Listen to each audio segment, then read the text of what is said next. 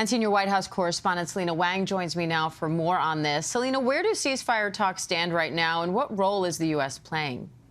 Well, Diane, the president has been very hands-on in these negotiations. And in fact, he spoke to Netanyahu for 30 minutes yesterday. But Diane, that was before Hamas announced that they had accepted a deal. But U.S. officials are telling me that essentially what Hamas did was offer a counter proposal. So now you have U.S. officials in the region working in real time with their counterparts to find some way to try and save and salvage this deal. The big question is, can they find some sort of middle ground? Because what Hamas wants is a complete cessation, permanent end to fighting, whereas the U.S. and Israeli side have been pushing for this 6-week pause in fighting for the release of dozens of hostages, with the U.S. side hoping that that could build into more lasting peace.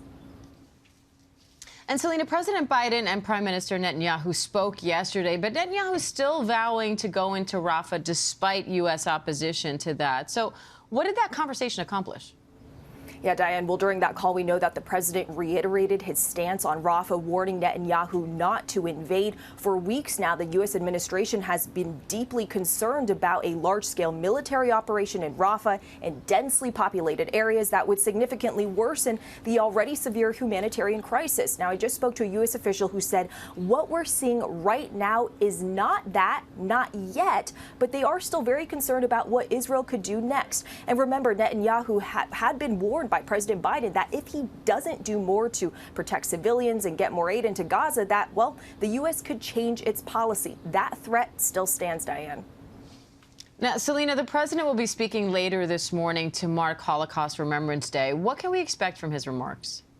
Yeah, Diane, well, really, this speech is going to be as much about the past as it is about the president. The president is going to talk about the horrors of what happened during the Holocaust and what Hamas did to Israel. He's going to also condemn the rise in anti-Semitism across the country since October 7th.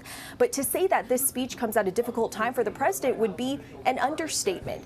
Democrats, young people, more progressive part of his party, they're very frustrated with his handling of the war in Gaza, and you've seen these pro-Palestinian protests erupt across college campuses. Then on the other side, you have Republicans who are seizing this moment, blaming the president for not doing enough to combat anti-Semitism and slamming the president for what they're calling chaos across these college campuses. So look, with this speech, the president is going to try to cool tensions, but the question of whether or not he can achieve that, well, it's going to be a very, very difficult balance to strike, Diane.